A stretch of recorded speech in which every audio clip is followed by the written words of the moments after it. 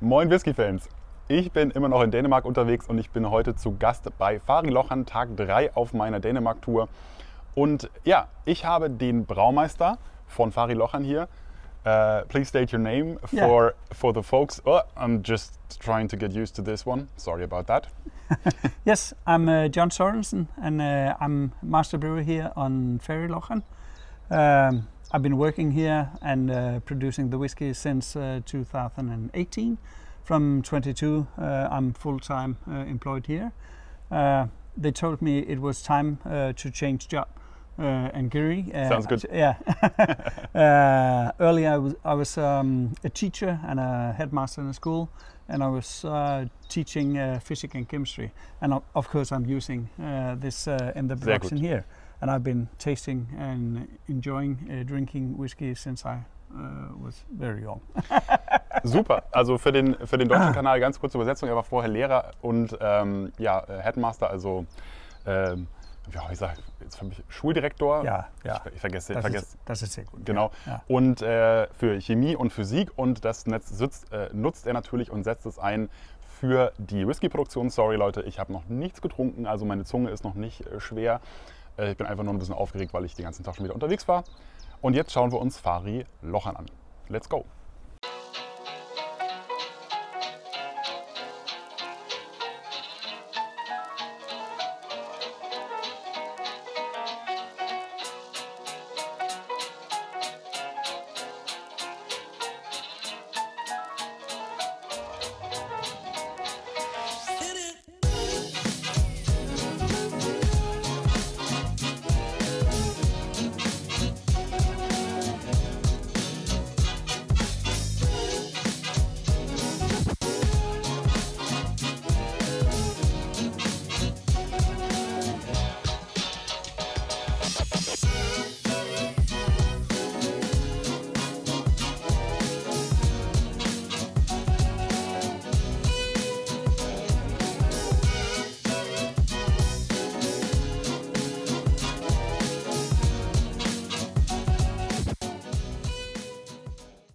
Fary Lochan is a family distillery. It was established by Jens-Erik Jørgensen back in 2009.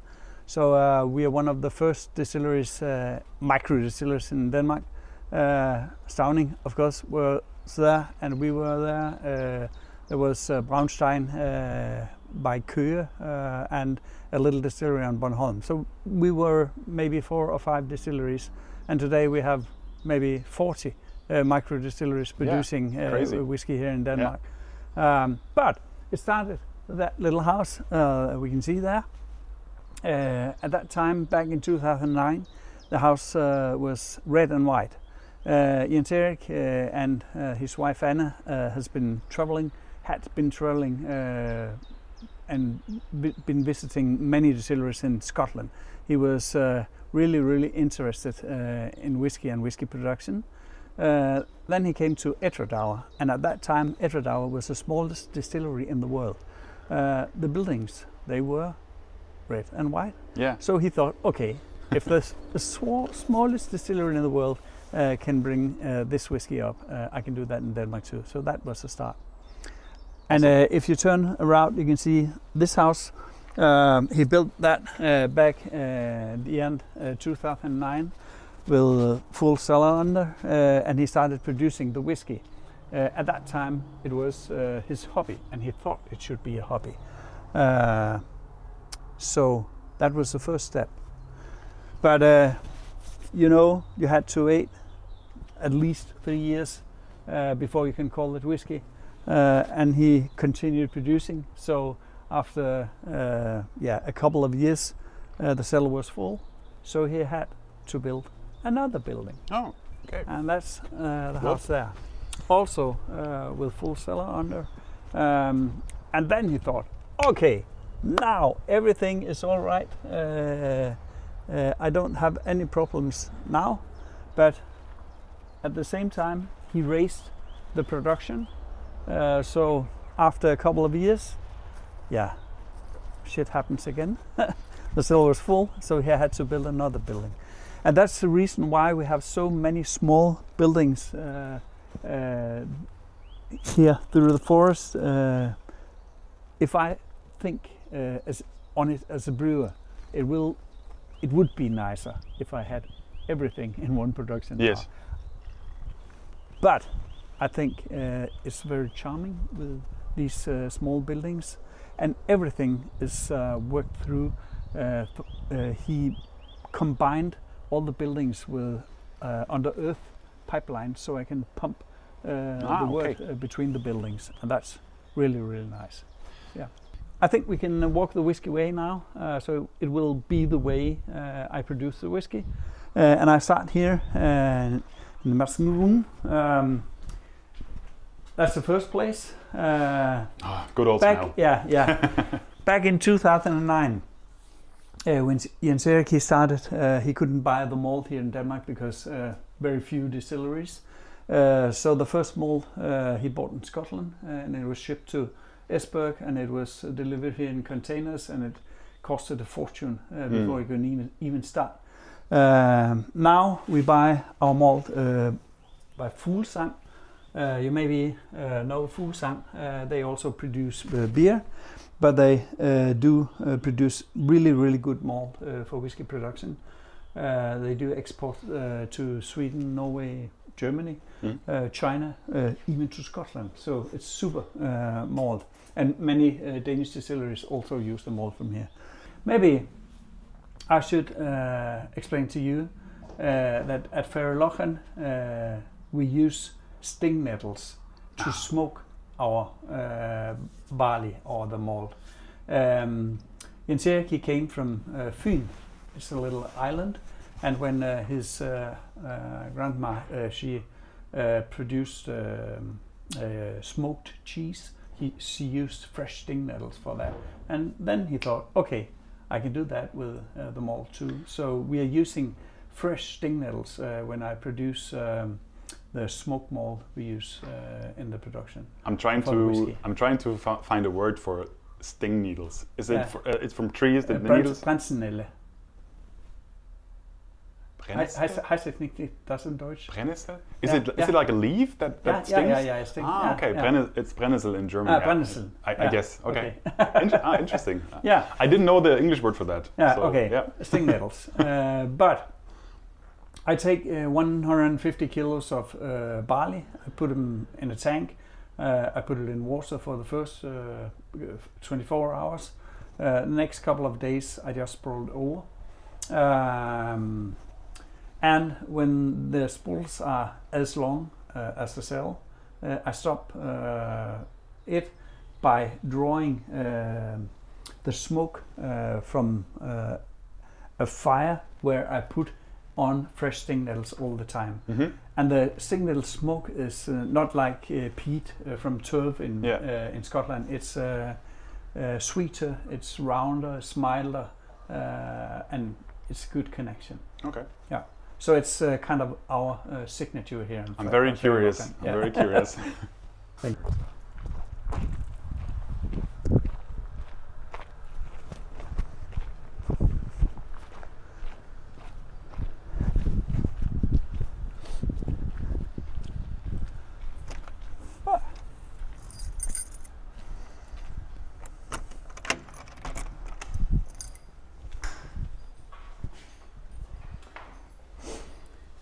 This is a mash tun. So I put around 1,000 liters of hot water the first time, and I put in the quarter ton of grist. Then I start mashing, and what I'm doing is drawing out the sugar and the tasting notes from the malt over to the wort. I pump the wort through here and over to the cooler, and I cool it down to around 22 degrees, and then I pump it under the earth to the wash back, which is in the production hall. Then I put in 455 liters of hot water the second time, and all the system is already heated up, so I reach a temperature around 70 degrees the second time.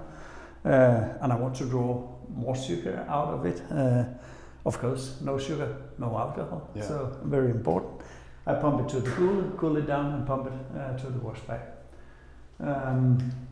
You have no Scottish family, have you? No, not family. No. It's because I'm used to tell a joke here. I did that once. There were Scottish people around among the people who was on tour, and I never do that again. It's because the Scottish people, they put in water the third time. I used to say it's because they're so greedy. Yes. Because it's really difficult to draw out sugar the third time, and you have to heat up the system to around 90 degrees else you can get any sugar out of it. And they pump it to thermotanks, and then they hide it. And they use it next time they make a batch. So I can't do that because I produce once, maybe twice a week, so I can hide for so many days. We have two different kinds of malt. We have smoked malt and normal malt. Before that, when Jens started, he wanted to have 4 levels of smoke. So he had summer, spring, autumn and winter. And the heaviest one is winter. When I make winter, I use 25 kilos of single smoked malt together with 250 kilos from Fuglsang. So it's only 10% smoked, not heavy at all. And the lake I was speaking on, this place is called Far today, the town. Back in the Middle Age, we had a small place here called Fary. So Jens Erik took the name, and then he said, okay, Fary, and Lochan is Gaelish, meaning little lake. So okay, Fary Lochan, and that's the reason why we're called. So it's a combination of the Danish name of the town and it's a pun. Precisely. It's a pun with ferry. Yeah, there was a village here back in the middle, 1680, I think, was the first notes making on this village. Yeah. I think we can go to the washback now, so you can see that. It's a beautiful place here. Really, really beautiful. I have to keep my hands in the pocket because I don't want to go like this, looking stupid.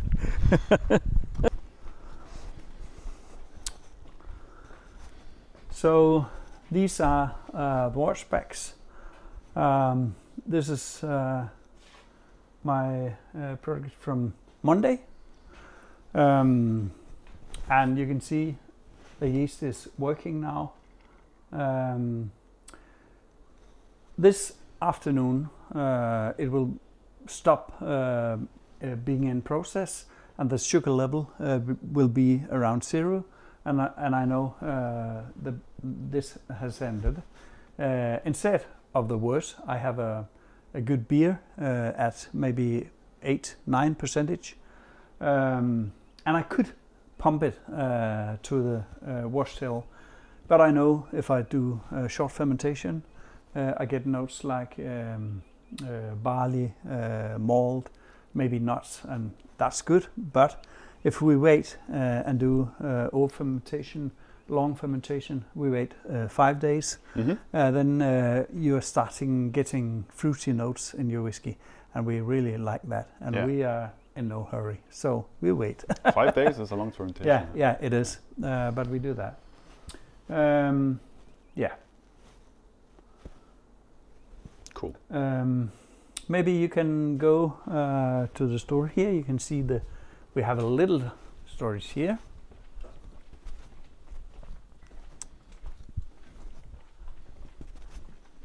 And you came on a lucky day because we have whiskey. It isn't to sound rough, but our whiskey is running fast. Yeah. When we release a whiskey, normally the single cask types, it's sold out for 3 weeks, maybe 4 weeks. Wow. We have around 370 stockholders getting the message first, and if they want to buy, they can do it. We have maybe 2,000, I don't know, 2,500 maybe receivers of a newsletter, and they get the message, and then we are in 125 special liquor wine stocks here in Denmark. It's small batch we are working with, so maybe 250, 300, 350 bottles on each cask. But we also have good storytelling with our whiskey. I think it was in 2017 we were contacted by the restaurant chief in restaurant Noma in Copenhagen. It's a Michelin restaurant. And he said, okay, he has been tasting our whiskey and he wanted to put it on the drinking menu. And we said, okay. And we boxed a couple of boxes of whiskey and put it to Copenhagen. And then we made a little note on our Facebook site. No more whiskey, because people, they are thinking, okay, if the Michelin restaurants, they can drink their whiskey and use it, it must be okay. Do you have like a standard bottling, or do you only do small batch and single cask, or how is your bottling? Most of them small batches and single cask, but we have precisely season 1. The first one, this is batch 2. The first one was put together of 3 bourbon cask and 1 Oloroso sherry cask. It's an OH, youngest cask 3 years and 7 months, and eldest is it was 6 years. It's our what do you call standard, or yeah. But however, this one got a gold medal in New York and coming into 50 best whiskies in the world. Wow. So that was our standard. Yeah. Beautiful.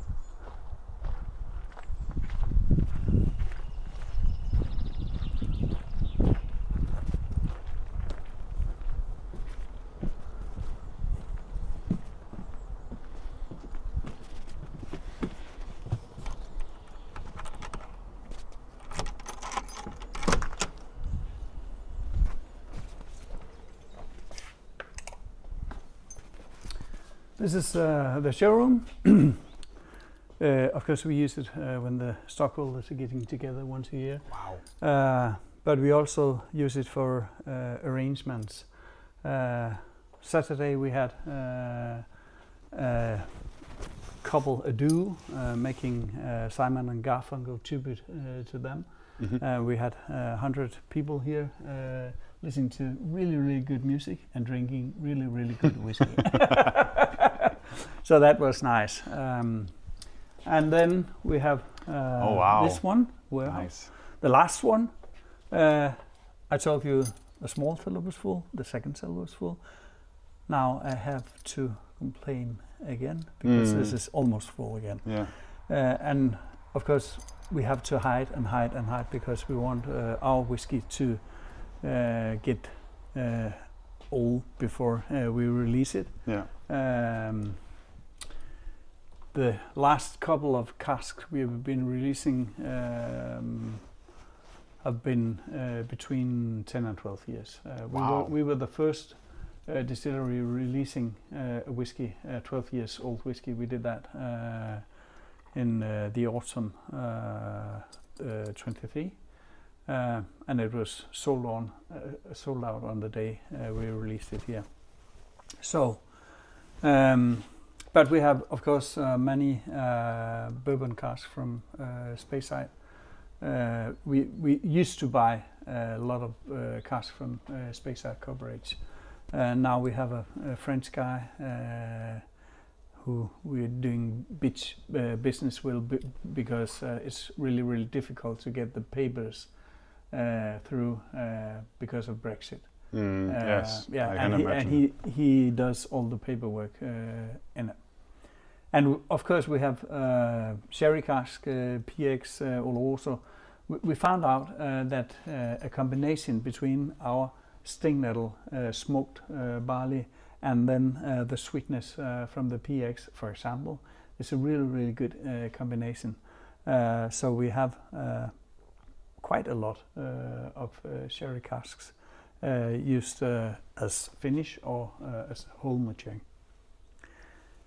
Yeah, and I think the craziest one is, and also the most interesting thing is, for example, here we have 3 used Bruichladdich casks. Yeah, I can see. Filled on the between 14 days, filled with the same new make, just lying there in the same room. They are neighbors, but after a year, you can taste and you can smell. It isn't the same. Yeah. It's really, really, really fantastic. Yeah. Every cask is unique, and it is really important where you buy your cask and to find the best cask, because yeah, this is important. These are the spirit stills. Oh, that's a good one. Very small one. The smell is fantastic. Oh wow. 300 and 200 liters, and the low wine from the other building I pump under the earth and over here, and I start distilling again. Is there a warehouse beneath this building? Because the smell is not from the stills. We Wow. we walk downstairs just in a minute. That smell is but you are completely right. It's very strange because usually when you enter a still house, that is not the kind of smell you get. That's right. This is the smell of a warehouse. So my whiskey brain was like, wait, but this is not the right smell. It's a good combination. Yes, absolutely. I think, yeah. Wow. But it's the same here, same process. Yes. Alcohol boiling first, reaching the condenser, and then we got the head first, and it tastes really bad. Don't drink it. You'll get blind, death and dead. But after a while the heart will arrive, and that's what we need. Yeah. So I have 2 tanks in the cellar, one for the head and one for the heart.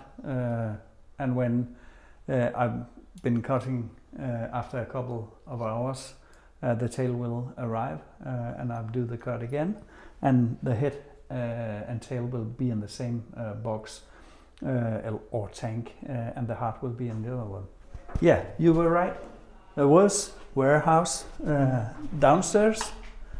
That was what you could smell. Warehouse number 1. So this one is the first one, and too quick, too small. When it has black signs or script on it, it's the first time we put in. Blue, it's the second, and red, it's the third.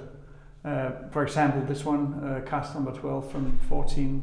Earlier it was cask number 1 from 10. Put in the 26th of June in 14, 63 ABV, and autumn release. And on every cask, of course, we also have a paper or sheet saying, okay, type of cask, date to fill, aromas, taste notes, sister cask, and when do we think we have to release this one. We have around 70,000 liters of new make or whiskey in the warehouse now. So we have to have a system where we can make sure that everything is okay. If we can't, then we have to move the bong and I have to taste it. And that's really the hard part of my job. But it's necessary. Morten, maybe some days Morten, he says, okay, today you have to taste. And I say, okay, it's a hard day today, a rough day. Yeah, okay. Please come in. Oh, that's lovely. Oh, the smell is just fantastic. This is my favorite spot here on Fary Lochan. Of course, because of angel share. You can't get that on the camera, but it is here. But also because we have many different types of casks here. Of course, we have the bourbon cask, we have Sauterne, we have Muscatel, the one with the stripes on. We have rum cask for finish, standing on the floor around. We have cognac butt, we have Oloroso sherry butt, we have Amontillado sherry butts. So many different types of cask are here. This one is a special cask. The Amontillado here. Yeah. It's a family Jerez we do business with. The first time Thomas was visiting them, he saw that we have 3 of them. Yeah. He saw them on a farm, another building, and he said, I want to buy. And the son said, oh no, because his grandpa has been making them and making the sherry on them. Next year he visited them again, and the son said, okay, I've been doing some thinking. Buy them and go home and make good whiskey. They were just standing and getting dusty. Beautiful cask. We did that, put in 4.5 year bourbon matured whiskey and put them on the Amontillado. It was there for 1.5 year, and it was on the virtual tasting last spring, and it tasted really, really, really nice. Because we were wondering, this one is a vintage cask, so it's from 1925. Wow. This year, getting 100 years old. But the whiskey was very, very good. There were produced 18 casks back in 1925 of this type. We got the bill over there. We bought them 2,000 euro a piece. Yeah. And that's a good price when you talk vintage cask. And the price back in 1925 was €1 a piece. Yeah. Yeah. And if you are completely quiet, you can hear the casks. They are expanding and getting together again because the wood it is working. They are alive. We say, okay, the angels are speaking now.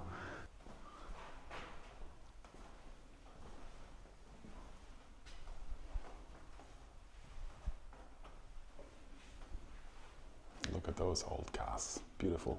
Yeah, they are. Yeah. Good. Perfect. Yeah, that concludes our tour through Fary Lochan Distillery. Thank you very much.